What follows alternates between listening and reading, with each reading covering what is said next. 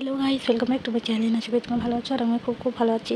তো তোমাদের সঙ্গে তো সব কিছুই শেয়ার করি। তো এটা শেয়ার না করে কী করে পারি যে বাপের বাড়িতে গিয়ে কত আনন্দ করেছি শীতলা পুজোতে। শীতলা পুজো অকেশনের জন্যই আরও যাওয়া। তো শীতলা পুজোতে গিয়ে যে কত আনন্দ করেছি কী বলবো তোমাদেরকে। পুজোর দিন তো খুবই ভালো লেগেছে, মায়ের পুজো দিয়ে খুবই ভালো লেগেছে। এদিকে মনাকেও নতুন জামা কাপড় পরিয়েছি, মনা খুবই খুশি হয়েছে। দেখো আমাদের ঠাকুরটা কতটা সুন্দর হয়েছে।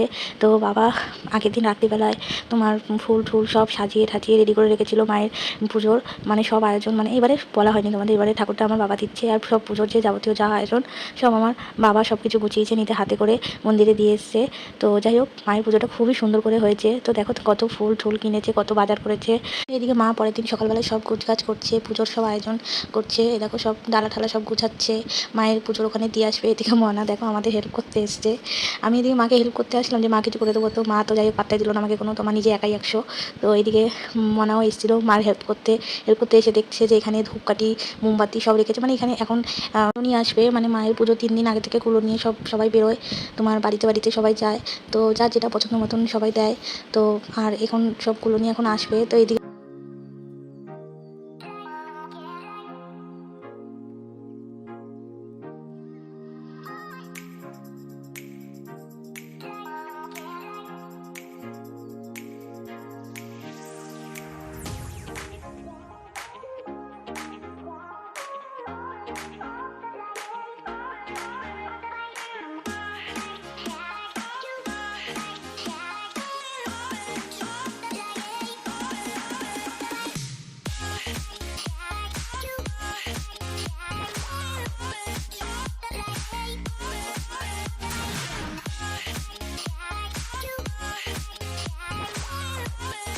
তো এইদিকে আমার কিন্তু পুজোতে দণ্ডি কাটা মানুষ ছিল। তো এটা 3 বছর দিতে হবে। তো আজকে এবছর আমার ফার্স্ট। তো আমি প্রথম অতটা সেভাবে পারছিলাম না, পারছিলাম না বলতে কি কীভাবে দিতে হয় ঠিক অতটা জানা ছিল না। তো সবাই যেভাবে দিচ্ছিলো সেভাবে দেখে দেখে দিচ্ছিলাম। তো পুরো পুকুর পাড়টা ঘুরে দণ্ডি দিতে হয়েছে। তো প্রতিবারে পুকুর থেকে মন্দির পর্যন্ত গেলেই হয়ে যেত, কিন্তু এবারে পুরো পুকুরটা ঘুরে দণ্ডি কাটতে হয়েছিল। তো প্রথম আমি উঠে শুয়ে বারবার দণ্ডি দিতে আমার কেমন যেন লাগছিলো যে কীভাবে দিচ্ছে। সবারটা দেখছিলাম যে সবাই যেভাবে দেয় তো সেইভাবেই দেবো। তো যাই হোক, তারপরে যখন মন্দিরের কাছাকাছি চলে এসেছিলাম তখন তখন আর পারছিলাম না এরকম ব্যাপার, কিন্তু মাকে স্মরণ করতে করতে মন্দির পর্যন্ত পুরো পৌঁছে গেছি। যা আমার যে প্রথম বছরে মানতটাও পূরণ হলো। যাই হোক, তো মায়ের কাছে একটাই চাওয়া পাওয়া ছিল, জীবনে অনেক বাধা বিঘ্ন, অনেক কষ্ট, অনেক কিছু সহ্য করতে হবে। ভগবান যেন সেই সহ্য ক্ষমতাটা যেন দেয়, এইটুকুনি চাওয়ার ছিল। আর বেশি কিছু কখনোই চাইনি। তো যেটুকুনি চেয়েছি সেইটুকুনি ভগবান যেন ঠাকুর করে তুমি পূরণ করো, এটাই চেয়েছিলাম। তো যাই হোক, তো সব কিছুই জীবনে অনেক কিছু যা যা চেয়েছি সব কিছুই কম বেশি চাই পেয়েছি। জীবনে সব চাওয়া পাওয়া পূরণ হয় না, কিন্তু যেটুকুনি চেয়েছি যেটুকুনি পেয়েছি তো সেইটুকুনির মধ্যে আমি অনেক অনেক অনেক বেশি খুশি। তো মা সকলের সকল ইচ্ছে পূরণ করুক। এত মানুষ তোমার দণ্ডি কাটছে, তুমি তাদের সকলের ইচ্ছে পূরণ করো। তোমাকে সবাই এত বিশ্বাস করে, তো তুমি সকলের সব ইচ্ছে সব কিছু মনোবাসনা পূরণ করো, এটাই।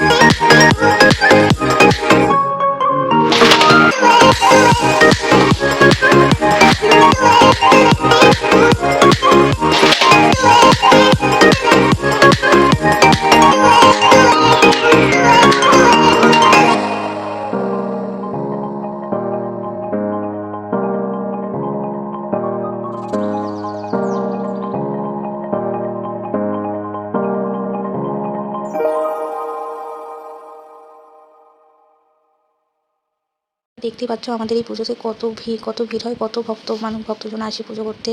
তো প্রতি বছরই এরকম ভিড় হয়। এ দেখো মনা এসছে, মনা ঠাকুরের পুজো দেখছিল মার সাথে বসে বসে মন্দিরে, আর আমি এদিকে চণ্ডী কাটছিলাম। মার কাছে 2 ঘন্টা প্রায় খাই দাই নিয়ে পুজোতে এসেছি। মার কাছে 2 ঘন্টা প্রায় খুব ভালো মতন ছিল। লাস্টের দিকে আর থাকতে চাইছিল না, তার জন্য আমি যজ্ঞ পুজোটা দেখে যেতে পারিনি। তো যাই হোক এমনি অঞ্জলি দিয়ে দণ্ডি কেটে আমার পুরো পুজোটাই কমপ্লিট হয়েছিল। শুধু বললাম যেটা যজ্ঞ পুজোটা দিতে পারিনি। দেখো বাড়িতে চলে এসেছি, মনাকে নিয়ে এখন সব কিছু ধুয়ে টুয়ে ফ্রেশ হয়ে নেবো। আর মনাকে মা একটু রাখবে, দিয়ে আমি ফ্রেশ হয়ে নেবো। তারপরে আমি মনাকে নিয়ে ইয়ে করবো, চন্দ্রমিত্রটা খেয়ে নেবো, মনাকেও একটু দেবো। তো চন্দ্রমিত্র খাওয়ার পর আমাদের কিন্তু উপোস হয়ে গেছে। মায়েরও পুজো একেবারে যজ্ঞ দিয়ে ইয়ে করে সব কমপ্লিট। আর এদিকে মা, আমি, বাবা 3 জনে মিলে পান্তা ভাত খেতে বসেছি। মানে চন্দ্রমিত্র খেয়ে আমরা আগে উপোসটা ভেঙে নিই, তারপরে পান্তা ভাত খেতে বসি। তো আমরা 3 জনে মিলেই পান্তা ভাত খাওয়া দাওয়া করলাম পুজোর শেষে। কারণ আমাদের পুজোর দিনকার সারাদিন শুধু পান্তা ভাত চলে। তো খুবই বেশি ভালো লাগে সারাদিন উপোস করে থাকার পর পান্তা ভাত খাওয়ার একটা আলাদাই মজা। মানে তখন পেটে খিদে থাকে। আর সারাদিন সত্যি কথা বলতে সারাদিন যখন পুজো আশ্রার মধ্যে ছিলাম, তো মানে এই এক ফোঁটাও মানে খিদেটা বুঝতে পারিনি। যেই পুজোটা হয়ে গেছে, জন্মমৃত্যু খাওয়া হলো, তখন ভাতটা যখন দেখলাম তখন না সত্যিকারে মানে মনে হচ্ছিলো যে সত্যি এবার খিদে পেয়েছে। সারাদিন একটুও কষ্ট হয়নি। মানে অন্য পুজোতে খুব বেশি কষ্ট হয়ে যায় উপোস করলে, কিন্তু শীতল পুজোতে সত্যি কথা বলতে মানে উপোস করেছি যে সারাদিন এক ফোঁটাও কষ্ট হয়নি। পুজো আমি 1 সপ্তাহ বাপের বাড়ি কাটিয়ে গেছি। তো পুজোর পরের দিন আরও অনেক কিছু ছিল, খিচুড়ি প্রসাদ ছিল। মানে চেয়ার টেবিল বসিয়ে তোমার ঠাকুর মন্দিরের সামনেই ভোগ প্রসাদ খাওয়ানো হয়, মানে খুবই ভালো লাগে। তো আমি সেইখানে মন্দিরের সামনে গিয়ে খাওয়া হয় না, তো বাড়িতে প্রসাদ নিয়ে এসে খাওয়া দাওয়া করি। তো খুব ভালো টেস্টি প্রসাদ হয়েছিল। আর তারপরে তোমার ফাংশান হয়, মেলা হয়। তো এই 1 সপ্তাহ মানে খুবই এনজয় হয়েছে। মানে বাড়িতে এসে বাবা মার সাথে পুজো কাটানোর একটা আলাদা মজা। তবে আমার শ্বশুরবাড়ির মানুষজনরা যদি আসতো তাহলে বেশি আরও ভালো লাগতো আর কিছু এটা। কিন্তু যাই হোক সবারই একটা ব্যক্তিগত কাজ অনেক কিছু থাকে, তো যাই হোক সবাই সবসময় আসতে পারে না। তো যাই হোক একটা মনের ভিতরে এটাই ছিল যে শ্বশুরবাড়ির মানুষরা যদি আসতো সেখানে আরও বেশি আনন্দটা বেড়ে যেত। তো এই দেখো মনা ফাংশানে খুব নাচানাচি করছে, আনন্দ করছে। তো তোমাদের সাথে সব কিছু কিন্তু আমি শেয়ার করেছি যে পুজোতে কত আনন্দ করেছি। আর আমার থেকে সবথেকে বেশি আনন্দ করেছে আমার মেয়ে। সেটা তোমরা প্রথম ওর নাচ দেখে বুঝতে পারছো। মানে চারিদিকে যে কয়জন মানুষ ছিল সবাই ওর দিকে হাঁ করে তাকিয়েছিল। মানে ওকে শুধু স্টেজে তোলাটা বাকি ছিল সত্যি কথা বলতে। তো বড় কোনো ফাংশন হয়েছিল, আগে আরও অনেক ছোটোখাটোভাবে হতো যখন আমরা ছোটোবেলায় দেখতাম, তখন অনেক ছোটোখাটোভাবে হতো। আর এবারে অনেক বড় করে হয়েছে। তো মনা লাস্টের দিকে খুব বেশি চালাচ্ছিল, যার জন্য আমি 1টা পর্যন্ত ছিলাম, 1টা সরি 12:30 পর্যন্ত ছিলাম। মানে 1টা 1:30 পর্যন্ত থাকার ইচ্ছা ছিল, কিন্তু মনা লাস্টের দিকে খুব বেশি চালাচ্ছিল, কারণ ওর ঘুম পেয়ে গেছিলো। তার মধ্যে দেখো আমাকে কি জ্বালাতন করছিল, এর গায়ে ধূপ করে পড়ছে, ওর গায়ে ধূপ করে পড়ছে, নাচতে নাচতে পড়ে যাচ্ছে। মানে মাথা খারাপ করে দিচ্ছিলো, মানে ওকে রাখা যাচ্ছিল না। তার মধ্যে মাঠে নিচে ধুলোবালির মধ্যে মাখামাখি করছে এরকম ব্যাপার। কিছু পাতা ছিল, কিন্তু তবুও ওর মানে এক জায়গায় তো আর থাকে না। তো যাই হোক খুব দুষ্টুমি করছিল, জ্বালাচ্ছিল। মানে কিন্তু ওর মাঝে ও খুব এনজয় করে গেছে। আমাদের কাছে মনে ছিল বিরক্ত করছিল, কিন্তু ও খুব এনজয় করে গেছে। তো আমি ভিডিওগুলো তোমাদের সঙ্গে লেট আপলোড করা হয় ঠিকই, কিন্তু যাই হোক একটু ব্যস্ত থাকি, তার সঙ্গে সারাদিন ফোন করার সময় হয় না, যেটা আমি তোমাদেরকে আমি প্রতিবার বলি। তো যাই হোক ব্যাপারটা তোমরা বোঝার চেষ্টা করো, তাই হোক তোমরা কিছু মনে করো না। তো প্রতিবার লেট আপলোড করার জন্য সো সরি। তবে আমার ভিডিওগুলো দেখে তোমাদের কেমন লাগে অবশ্যই লাইক কমেন্ট শেয়ার করতে ভুলো না, আর কমেন্ট করে জানাতে ভুলো না, সাবস্ক্রাইব করতে ভুলো না। Thank you. দই খাওয়ার জন্য বসে গেছে, মা বাজার থেকে দই নিয়ে এসছে, এখন দই খাবে মরানি। এ দেখো ছোটোর মতন বরফ বসে গেছে, খাবে বলে।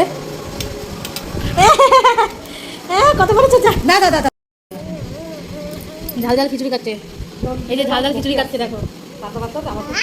মিষ্টি টক দই খেলো না, তাই এখন ঝাল ঝাল খিচুড়ি খাচ্ছে। মিষ্টি টক দই খেলো না, এখন ঝাল ঝাল খিচুড়ি খাচ্ছে। সরি মিষ্টি দই ছিল, এদের যখন ঝাল ঝাল খিচুড়ি খাচ্ছে। চেয়ে দেখো চেয়ে চেয়ে খাচ্ছে ঝাল।